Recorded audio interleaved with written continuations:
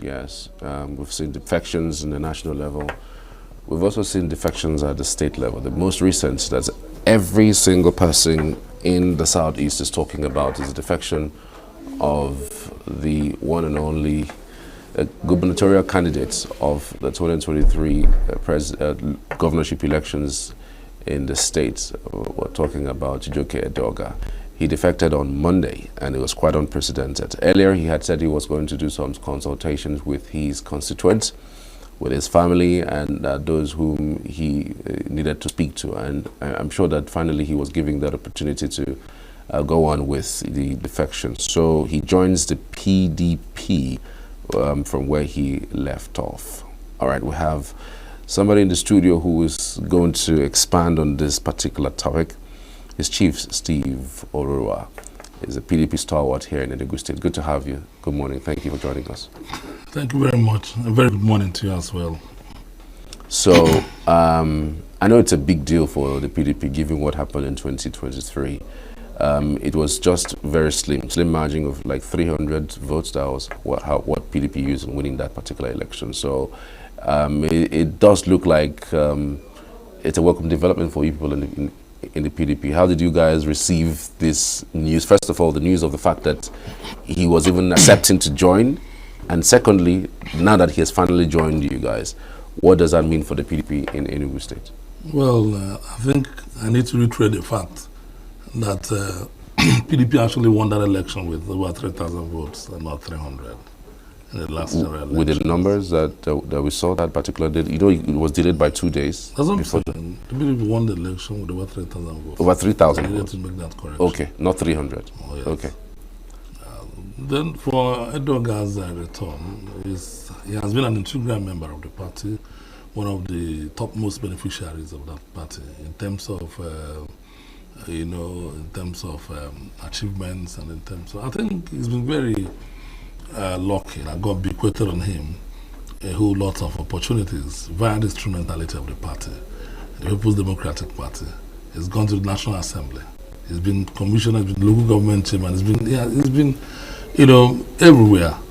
And that's why experience counts in politics. Having looked at the situation, the political realities on the ground, and the quality of performance being churned out by the leadership of the state.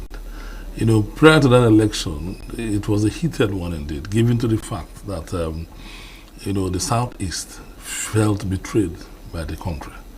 The Southeasterners, particularly the people of Igbo extraction, felt that having watched and supported in 1999 for President Obasanjo from the Southwest to become the president, and eventually supported Yaredua from the North, and that sequence flowed to the South-South with Goodluck Jonathan, went back to Buhari again.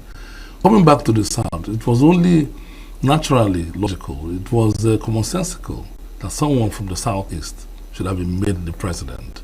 So the two major parties abdicated from their responsibilities and someone abandoned the Southeast. So people reacted, and a certain candidate of the Labour Party who spoke eloquently in favor of the yearnings of the masses. He had the language that people trusted, and that was Peter Obi. So he galvanized the spirit of the electorate and created a kind of tsunami that a lot of candidates of the party within the subnational capitalized on that to emerge and confronted the party squarely. So given that circumstance, a certain governor of Enugu today who canvassed and campaigned rigorously with ideological teachings that suited the cravings of the masses as well. They had no choice than to revert to vote for him in that general election, the gubernatorial election. So that's how Governor Peter Mba emerged. And since then, with blistering and exciting, scintillating performances in terms of quality of productivity, he's been able to convince the masses that they didn't make any mistake. Today, he has surpassed expectation. He has painted Enugu, with, pictorial evidences of exciting expectations and promises fulfilled. Given that he understands the temperament and sensibilities of people, he knew the consequences of having that office. He understands the weight of the office and the social contract that he was into. And that has been adequately, sufficiently patronized through tailored and well-executed projects. I think I need to reel out a few to get a kind of connectivity. Yeah, we're going to get to the governor of the state, but let's stick with this particular topic as relates to the defections. You speak about the sentiment of people, especially from the southeast, given that the two parties abdicated in the responsibility of, not giving the position to the southeasterner. Don't you think that that sentiment still persists? Well, without any hint of doubt, every society is looking for, qualitative governance. And the departure from the major parties in last election was a big statement. It was a revolt against misrule. And if the governor of the state today, Governor Peter Bisimba, has restored that sanity, has restored that expectation, has delivered on the doorsteps in terms of dividends of democracy, the credibility of politicians and government has been restored. So the people, with every indication of what we see today, that's why I emphasize so much on the performance of the governor. In every ward out of the 260 wards, he has spent over £1 billion of investment. It's unprecedented in sub-Saharan Africa. It's unprecedented in the southeast. So having said this, when you have a smart school that connects the people to the grid of the new world order, not smart only in infrastructure, but smart in the quality of teachings, where the students will be connected to AI, mechatronics, and other innovative teachings, just within the level of infancy. You can imagine what that means. It means that any child that would have been in America or London will also get the same kind of teachings here. And it reduces the pressure on students. And these things will come free. That's just the implication. The same with health. 260 primary health care facilities restored to the state. And people had watched in anguish. The electorate, who has also had a long battle of sufferings, had watched in anguish as democracy got eviscerated by a series of governors. But today, after 25 years of inglorious wait, we are watching the presidential hotel standing firm, elegantly, to the chagrin of the naysayers. And just to our left, we find the conference center, the National Conference Center. Having waited for 25 years, people are also seeing that it is possible that that project could be concluded. And that just sent to the two is, of course, a 300-key hotel, international hotel being built by the government, and 300-bed hospital as well being unleashed by the same government. And these things look real. Now today, the politician, the typical politician within the Southeast, or Enugu particular, that have been looked at, in fact in the nation, the masses idea of politicians is that they're a bunch of either parasitic and rent collecting class. But today, the governor of Enugu State has redefined, the value of politicians and politicking within the Southeast. And people are beginning to believe that politicians are no longer rogues. It's no longer a business of criminality. So this is just what is going on. A governor who has already commissioned over 103, roads, and has commissioned, of course, over 200 roads, and has flagged off over 200 roads. And then he has promised to do 10,000 roads in 260 wards of the state before the expiration of his tenure. So if I keep talking about what has been achieved, it will take the entirety of our time. Yeah, I mean... So to connect what I'm trying to say yes. is that with the flurry of performances, with the quality of productivity, with those exemplary leadership that the governor of the state has projected, it has indirectly killed every opposition in the state. So it was a wise counsel that led to Honorable Chijioke coming back to the PDP. If the governor was over 99% popular, the inclusion of Chijioke will make it 100. So he's a man we respect a lot too, given that he has been an integral member of the party and has also had a lot of positions in the party. There were actually rumors that you guys promised him a certain ticket for 2027. That's the reason why, he joined you guys. There were some persons are mounting the senatorial district for his zone. Some others are mounting reps ticket. Some also said that he collected tons of monies. That's the reason why he actually changed, because it's nearly impossible for somebody who was close to winning the gubernatorial elections just under 2 years ago is defecting 2 years to the next election. I mean, and you mentioned a lot of things that the governor has done. I mean, no doubt that what you have said is actually true on ground, but there's also an aspect that people still look at and say there's a problem, which is security, especially along the issues of Hamufo access and Musowani. Attacks have been intensified in those areas. Farmers are no longer going to their farms. Security agencies are being chased away, in fact. I mean, we've heard of killings, we've heard of raping of women, we've heard of several stories. What exactly is the government doing about that? And do you think if somebody hears this, they will in any way join the party, giving the scorecard that we're seeing for security in the last 2 years? Well, the welfare of the people and security of the people, these two are the main business of governance. So anybody elected to be governor must be saddled with that responsibility to deliver on these two major objectives. But having said this, remember the state of the state before the governor arrived. There was massive insecurity, there was no movement on Mondays, non-state actors took over the atmosphere, coming into cities, hijacking places and cutting away valuables, and also kidnapping people with reckless abandonment. Well, it's the PDP that was in power. Just listen to me. On arrival, what did he do?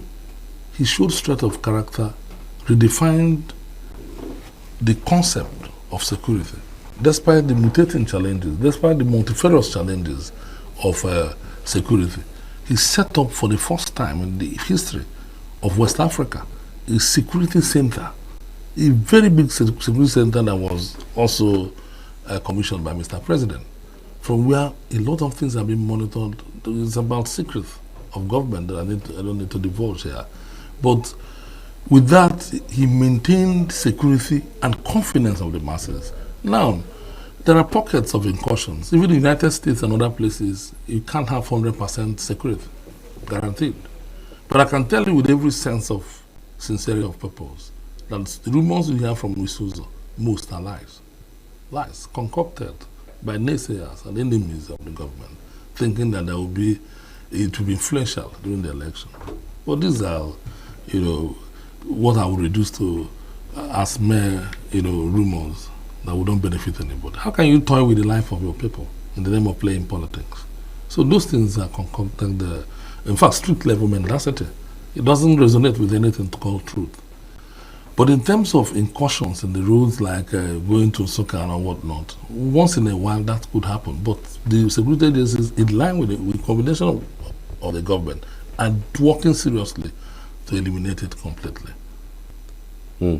So with the defection of Jijoke Doga, do you expect more people to defect to the party? Because I understand that he didn't move with most of the supporters.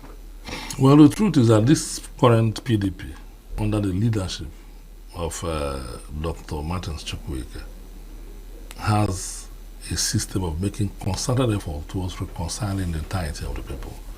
Enugu State is coterminous with PDP.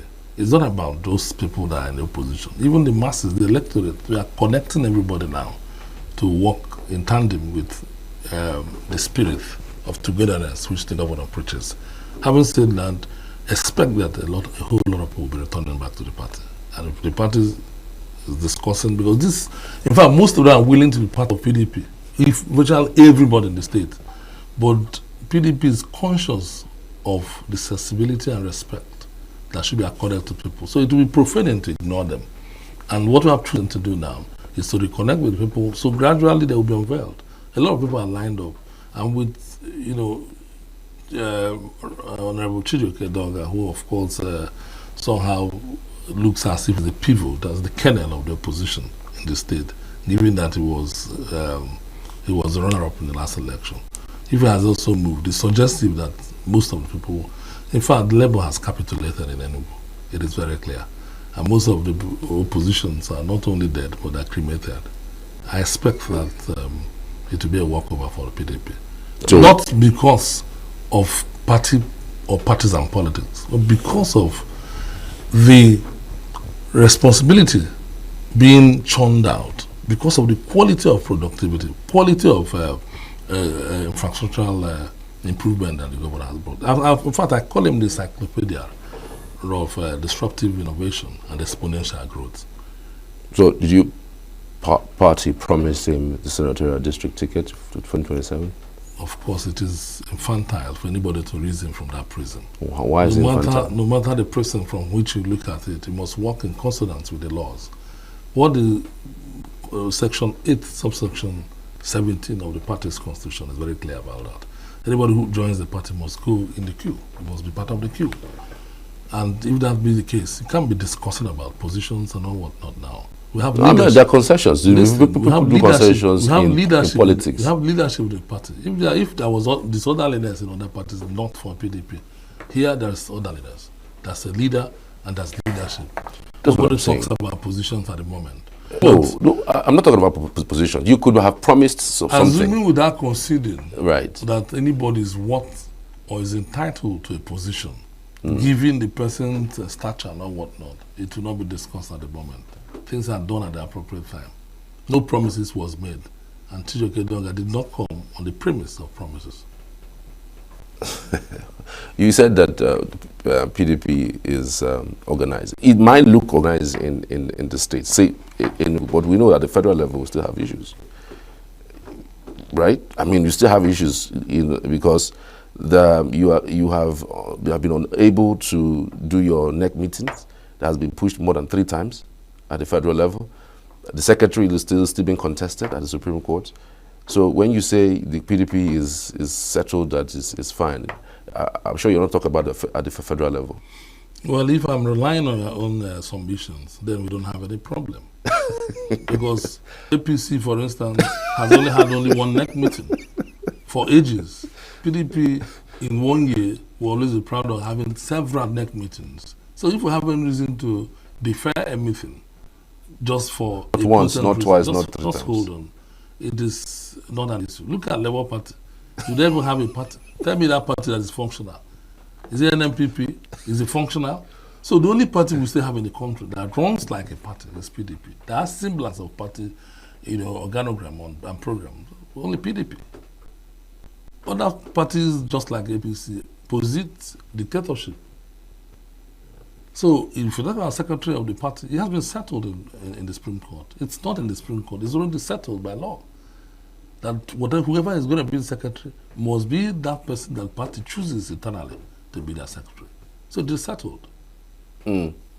But we still have the FCC minister meddling into the PDP issues. Look at what's going on in Rivers State. It does look like the governors of the PDP practically capitulated under this government. They don't no longer back and bite as they used to do. And the reactions, in fact, from what's going on, especially with Rivers, is shocking. I'm stunned that PDP didn't even go to the streets to even protest what they claim is illegal. Well, the truth remains that the PDP governors are smart and they are being strategic. Nothing is achieved via protest in this country. They have their eyes on the object. They have their eyes on the ball. It's the end that we watch, not the beginning. Like the Bible says, it's the end thereof and not the beginning that will matter. So having said this, there's no point in joining people, should I say despots and stooges acting surreptitiously for the opposition, with a mission to dismantle PDP. There's no point in joining forces with them. At the appropriate time, instead of pouring aspersions and venoms, vituperations, and innuendos on anybody, it is smarter to be quiet and focus on the result. The result will come. This country cannot be hoodwinked into silence. The conspiracy of silence will not work here. I believe in plurality of opinions and voices. If PDP is eliminated, Nigeria will be running a dictatorial government premised and predicated on one-party system. So it's not going to work. But you haven't put your acts together. That's the thing. You haven't put your acts together. One of you was suspended, like in broad daylight. It felt so, shameful that I was thinking that the following day, at least, even if it's a one-day peaceful protest across the opposition, because this thing you mentioned, it looks like that's where we're headed. One dictatorial, one party system. Nowhere. Just like I told you, when things border on the Constitution, protest would not solve it. And that particular section of the Constitution is a bit ambiguous and leaves the president with options of too many things that are not clearly spelled out. So what that means is that Nigerians are watching with keen interest as the end will come. And PDP governors have gone to court. So why not exercise patience and wait for what the result will be? I mean, the court, when you say they've gone to the court, do you trust what's going to come out of the court? Because again, like it or leave it, a whole lot of persons have also pointed towards the court as one of the problems under this government. So do you think anything would come out of the court? Well, the general balance is that the court is the last hope of the common man. And we need to be civil. We don't want to make this place a banana republic. It is still right, it is still more rational to follow legal processes towards finding results. And it will be infantile as well, if not cruel, to adjudge most of the judges to be corrupt. You could have one or two corrupt judges, but this is a very honorable, discipline, where a lot of the judges make sacrifices, prefer justice over, the tempest of illegality. Are you happy with the leadership of the PDP as presently constituted at the federal level? Well, definitely I'm not angry. But only I want some more. And as we are nearing the convention today, because things must be settled legally, things must be settled constitutionally, there must be a defined means of achieving success, not violently, but through the rigorous but assured processes of the law. So we are waiting for the convention. If there is need to make drastic changes, those changes will come. You have said that just in this interview that somebody is being used to destroy the PDP. I assume that you're thinking the likes of Wike. You feel that there's an alliance between Wike and the current government to weaken the party for the 2027 elections. Is that what you're trying to refer to? Well, you can't put me out of context. Okay, I'm just saying. That's what I'm asking. I'm not even talking about an individual. There are individual characters I've seen within this particular period that are surreptitiously working against the party. Within the party, they are the fifth columnist. And the party, of course, I know, especially the leadership of the party, anchored on the governance of the state.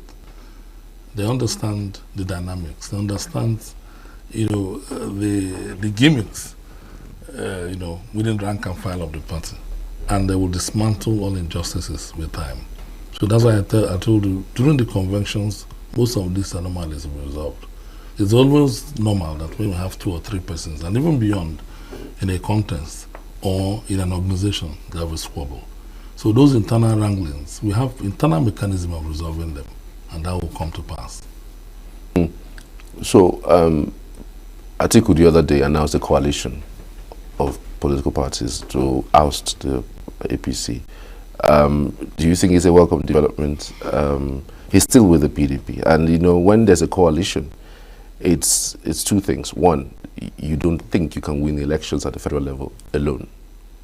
What it used to be, you think the best thing to go about is basically coalesce with other parties in order to form one, just like what happened in 2014. Does that mean, is that an admittance of the fact that PDP has been weakened to the extent that they're not able to win the election, especially at the federal level alone? Well, the PDP remains the largest party in Africa, like we usually say. But today in the country, for the right or wrong reasons, we have been reduced to an opposition party. And when we function as an opposition party, we must be strategic, we must be pragmatic, we must be sensitive to certain factors, and we must be willing to rigorously find the winning mechanism. So PDP has a lot of cards on the table. And there's no card that will displace the name. The nomenclature of PDP by far covers every other plan. So there's nothing like an organization or a realignment that will displace the name PDP. It has come to stay. Really? Because it's going to be very difficult. And the reason why I say that is because in 2014, when there was a coalition, a new party was formed. Every other party dropped their names, and a new party was formed. And then there was one person who was given the mantle to run as a presidential candidate, who eventually won. So if PDP is sticking to that point that it has to be PDP, do you think other parties would want to join in? But you can see the consequence today. The consequence of that Pyrrhic victory is that Nigeria has been torn apart. So is that the direction? Is that the trajectory we want for the country? Is that what you wish? We are over 73% of the country will be, involved in extreme poverty.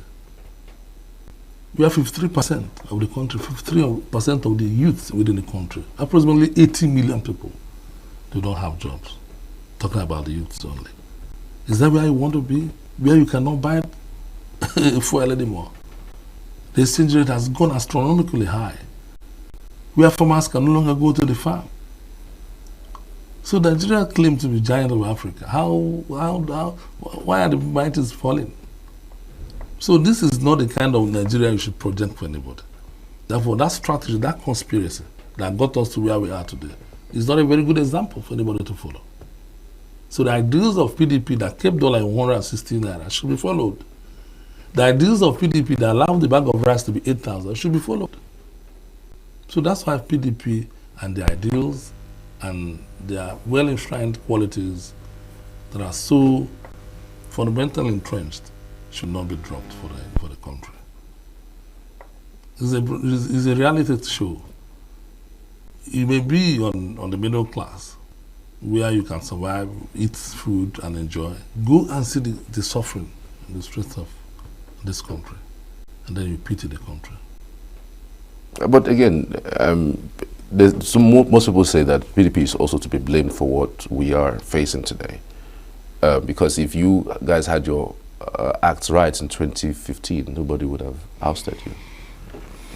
Well, today we know the characters that presided over the leadership recruitment process.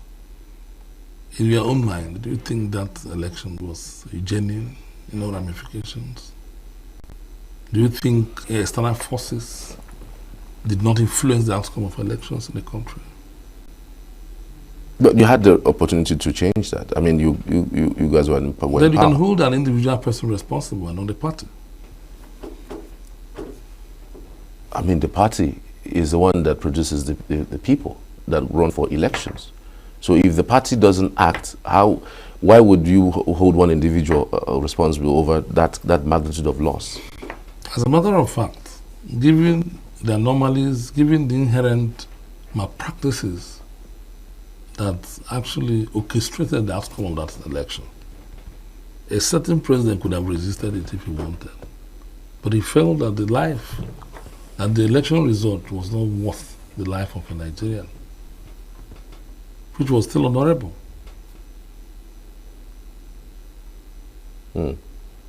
So what is the PDP strategy really? Beyond the coalition, because again, it's not everybody that will come on board. We've heard you people speak of coalition, come together and see if we can oust this current administration, which has shown enormous resistance when it comes to criticism. So I'm just wondering, what is the strategy really? Because it's like you people are not. It doesn't look from the hindsight that you guys are ready for what Jagaban might unleash in another 6 months or 1 year, building up to that particular. Well, the truth is that most times I go beyond the facets of party politics. I go beyond the ambit of partisan politics to think about the country and the success of the country. And anybody who projects PDP just for the mere nomenclature is wasting time. I believe so much in the quality of candidates that should be dangled to Nigerian people. that have watched for so long and have suffered for so long. And it seems that misrule has appeared to be unabated. Therefore, if you are having an unbridled series of malfeasance in terms of leadership strategy, every party should look at the model or the quality of candidate worthy of being presented to the masses. So today, if PDP is going to respond as a party, it will bother so much on the quality of candidate they will bring for presidency. It will be profaning to the sensibilities of the masses and our temperament. So just for the sake of winning elections, present probably a hoodlum before them and expect them to vote. So PDP is calm, like I promised you, at the appropriate time, at the nick of time. They will introduce a candidate that will capable of, wooing the spirit of the country, igniting that Nigerian spirit, and people will go for the election, hoping that redemption is on the way. We need to create a renaissance, a situation where we'll invoke the spirit of our forebears to find idea of positivism, to begin to win, to return power to the citizenry. Because the highest office in the country is that office of the citizens. One of the major reasons that PDP lost the elections because the Southeast has always voted PDP, except for the 2023 elections. One of the major reasons is one of the things that you mentioned, PDP not listening to the sentiments of the people of the South, that power should return to the South. I mean, it makes no sense when, a northerner finished his 8-year term and another northerner from another zone, goes on again. Is the PDP looking to correct that wrong? Because again, Atiku is still on the table. He is still looking to get a ticket. And even though, as it stands, the South is supposed to be the ones to still at least do another 4 years. Well, like I told you, most of the analysis will begin to manifest immediately after the convention. The strategy now is to get the party right, by all means. If you can get a very good party, devoid of sentiment, devoid of ethnic chauvinism, devoid of religious bigotry, devoid of ethnic profiling, devoid of identity politics, if you can introduce a party that is firm for the country, every other thing will follow. Right decisions will be taken, because human beings pretend over decisions of the party. Let's talk about generally party politics as it relates to opposition in Nigeria. PDP is not known to play opposition party politics since 2015, but since then you guys have been doing that right at the federal level. Do you fear that with what's going on, that we are going to one-party state, and what are the implications if that happens? Well, I think just like you've been captured yourself with this fear, the same fear resonates around me. That's the last thing I would expect this country to have, because it will be the beginning of disintegration of this country. It will be the beginning of an eclipse of some sort. It is the worst thing that will happen for any generation. And Nigerians must arise to resist through legal means. And the only way out is that we have to put our eye on the leadership recruitment process as typified or exemplified by the INEC, the institutions. Our eyes must be in the institutions. They must be challenged to get it right, to do the right thing. The police, the INEC, all bodies that are involved in this election must allow transparency, including the judiciary, must allow transparency to go on, so that Nigerians will elect a president of their choice, governors of their choice, at every level, even at local government elections. Nigerians should be allowed to make their choices and get it right. So, do you think there are things that opposition parties are doing right now that they should start doing? I mean, whenever I think of 2027, it feels to me like it's even nearer than we thought. By this time next year, all parties would have known their candidate. Or if they don't know, maybe they probably will have aspirants. people would have known the aspirants who are vying for the 2027 election. By this time next year, we're talking about 12 months away. So it becomes really difficult to think that this thing that you are thinking is 2027 is not like it's far away. It's here. And opposition just looks so, I mean, there's nothing really playing out. Nothing showing that there's a push. There's a move, you know, from opposition to really give, you know, the ruling party a run for its money, especially at the federal level. And these days we've seen, I mean, like you mentioned the level of poverty, the level of despondency under this administration, but we still have people who are at that level defecting to the APC. So you wonder, I mean, if this party isn't really doing well, why are they defecting there? Well, you know, we are into a class struggle at the moment. You know, most people that are within the middle class or poor people are also struggling to get there.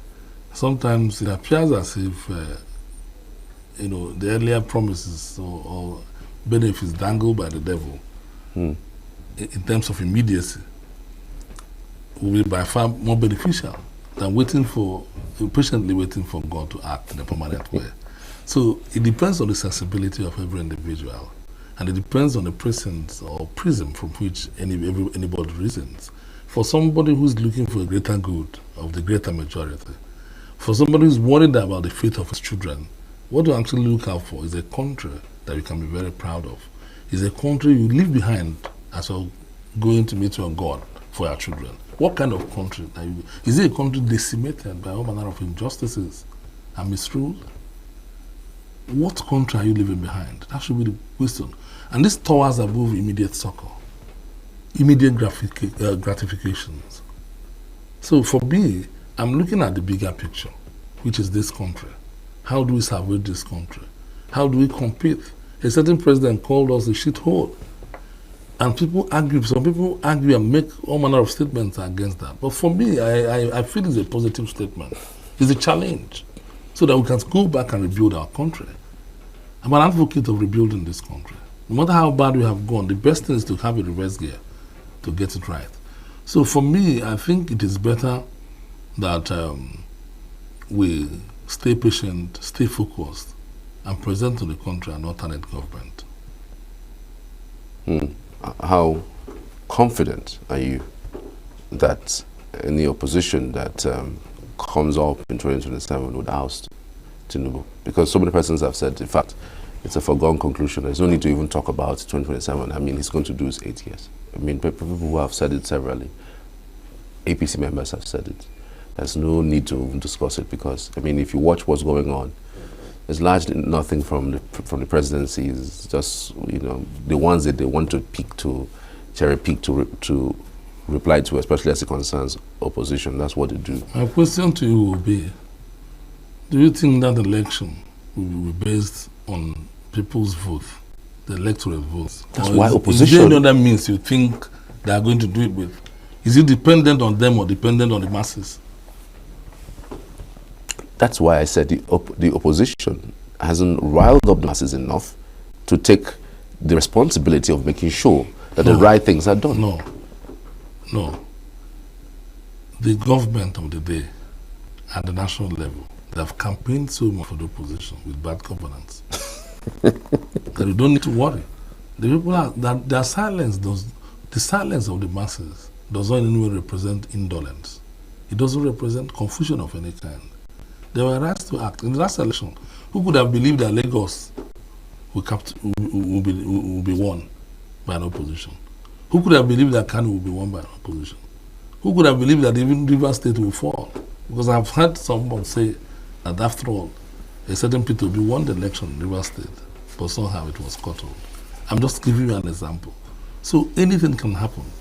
If Nigerian people challenge vigorously, if they stand up to their rights on the election day, leave it or take it, the result will be positive for the Nigerian people.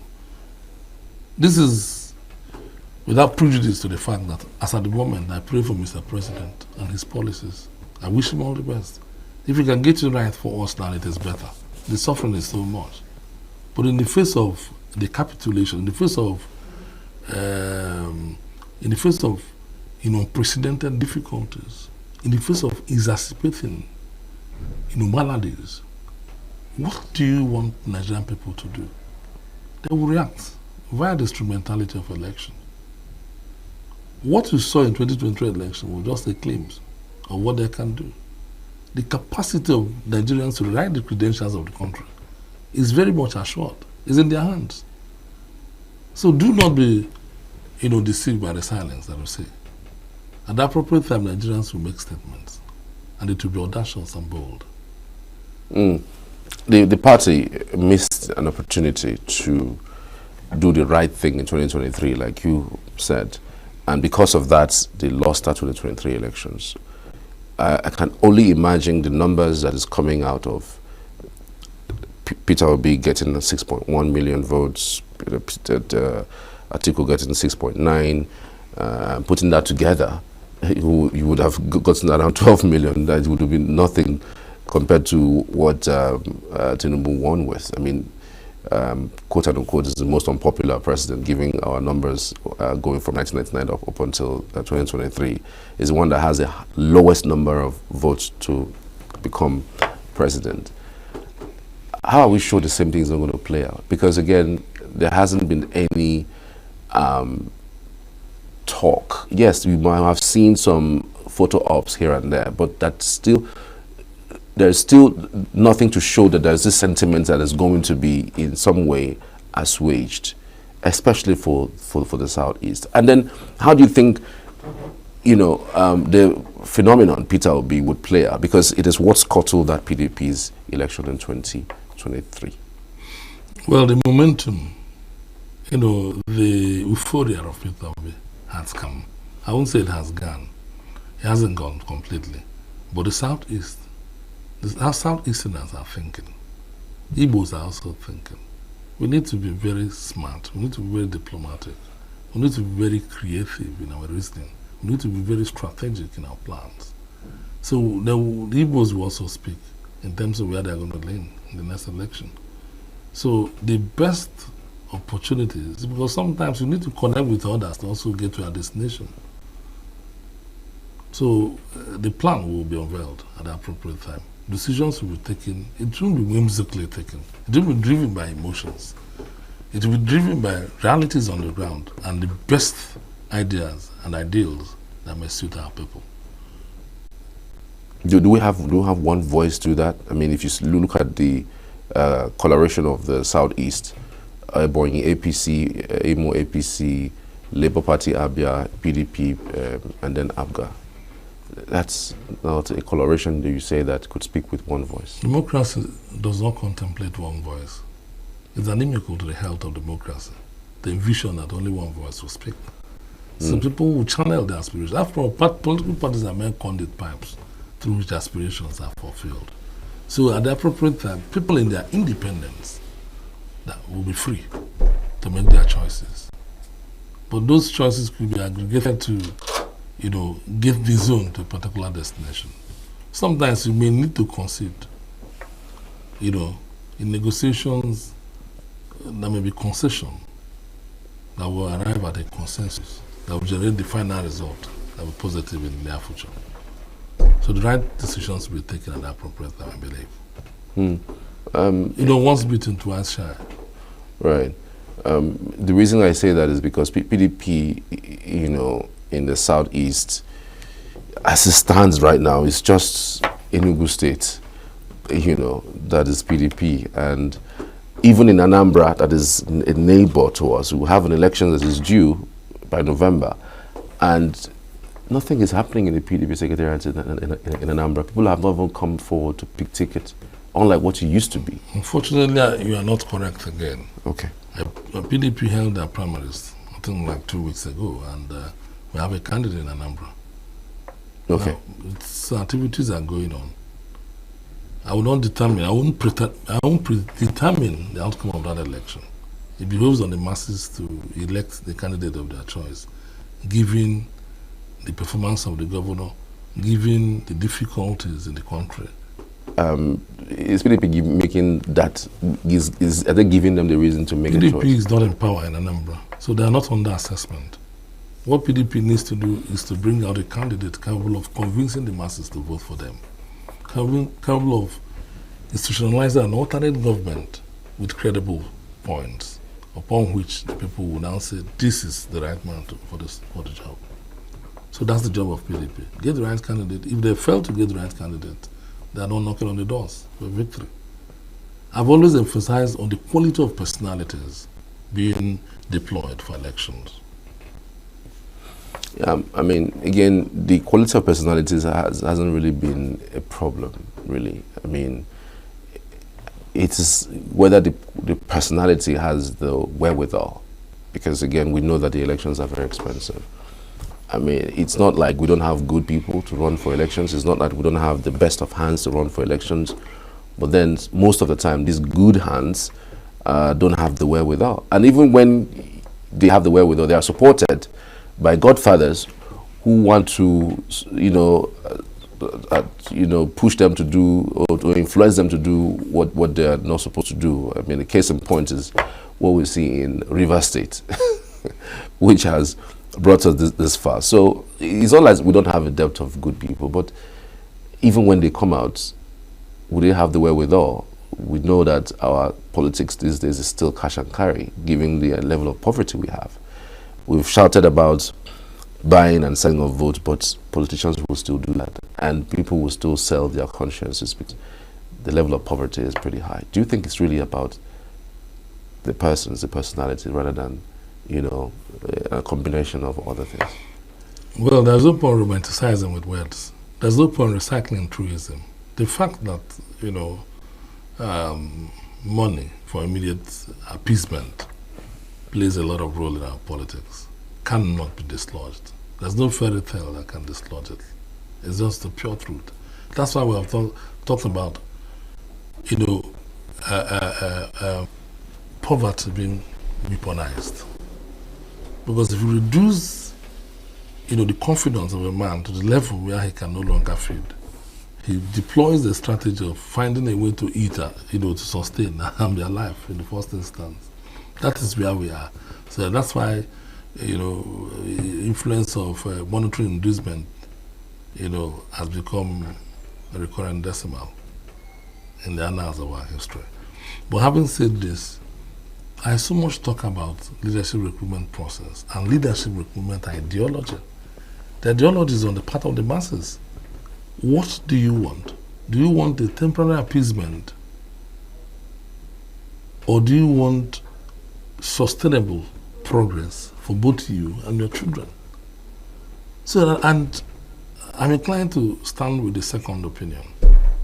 Despite the incursions of poverty, remember what they will give you will not last for 2 weeks or 1 month.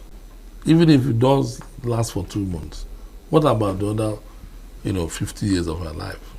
What do you do with it? So the idea of it's better we rise up today to bring about a government, because most of Nigerians travel to Europe, America, and other places. They could see how sanitized the world is. All those things can be replicated here. It is very much possible. It depends on the person on the saddle. And that brings me back to the governor of Enugu. That's why we keep on talking about his performances. I'm the least to play to the gallery. And I also do not heap encomiums and plaudits on those who are saddled with responsibility of managing our scarce resources. If you think you cannot do it, resign. So, but when we praise them, that means they've gone slightly above board. That means they've gone to a higher level. They're expressing that confidence to a higher level. So what he has been doing here, under a few months of taking over power, does not suggest that he's talking about re-election.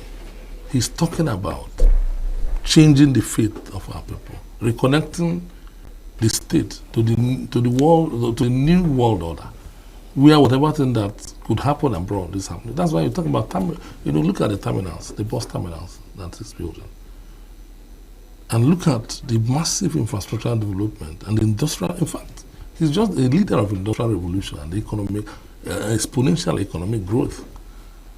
That's why companies like Niger Gas, the other motor company in MNA, and other companies are being revived. deliberately by the governor. The governor is intentional about rewriting the credentials of the state, reinventing the spirit of Opara and Nwele, Nnamdi Azikiwe. What they did here in the past. If you move around town, where can you say that you can find the house that belongs to Opara? These are sacrificial leaders that made correct choices. These are people that wanted to place the East at the highest level of assessment. And it was the fastest, at some point, the fastest growing economy in the world. So I think the government is rattled with that idea of trying to project and reconnect the state to that same level of preeminence. Some people say that he's not a typical Nigerian politician. At the best, the only time he was in government was an appointment level as commissioner under Tumaroke Ndamani. And then he went on to do his thing. He's a businessman, came down from his CEO-ship to take the position of governor, winning the position of governor. And part of the reasons why he has this foresight is because he's not a typical Nigerian politician. Some put him in the cocoon of technocrats, a business-minded person. And even though they complain about the way and manner he runs the taxation situation, people are complaining that the tax is too much. So he came with a business mindset to run a state. State government, people will say, well, state government is about welfare, but he doesn't have a welfare package, so to speak. What he has is just a business-minded. You have to pay your tax and get resources out in order to fix certain things. There are other people who have also held him on the water situation, which he promised 180 days when he took office. So do you think we should look in the direction of people who are successful in their businesses to man positions in government? Well, Section 14, Subsection 2B of the Constitution clearly, is quite definitive about the role of, or the trust of leadership, which is the provision of welfare for the masses, and of course, providing security for the populace.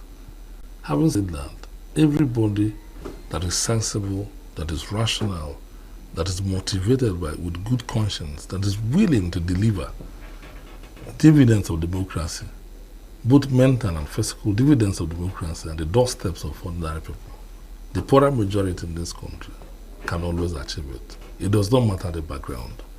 I can say it again, such words invented, such nomenclatures or semantics like expatriates, professionals, this, that, and that. I do not believe in that. There are many people like Governor Pitamba that you don't know that are living in this state. It's a matter of opportunities being bequeathed to them by God and man. So if the trust of leadership locates them, you see them perform very excellently too. As the last time I checked the meaning of a politician in my dictionary, is there anybody in that appointed or elected to be in public office? So whenever you are appointed at that realm, you are a politician. You're not a typical Nigerian politician. The question is this: which brand of politician will you be? Are you part of those that are called or classified to be, idle, parasitic, rent collecting class? Are you part of those who want to resuscitate the country, reinvent the spirit of our forebears that came, saw, and conquered when the opportunity came? So some people also claim that a politician is should I say, a complicated individual with split personalities, okay? Or a conflicted individual with split personalities. The same politician can on a very good day deliver qualitative governance on the doorsteps of people, and can also easily nosedive into a hegemony or a conspiracy of looting the public coffers. So the truth is that it's about the choice that a man on the saddle will make on the very day he's elected. So for the governor of Enugu today, it's obvious he has come with the spirit of reinventing the state, creating a renaissance around all institutions, and trusting the governance of the state on very strong and vibrant institutions as opposed to a strong man. Interesting. Interesting, really. Another point of call, of course, it would be that hoping that whoever takes over from him would also be as fast as he has developed the state within 2 years. Some persons have also said that, well, we saw that under Sullivan, and then and Sullivan was leaving, so to speak.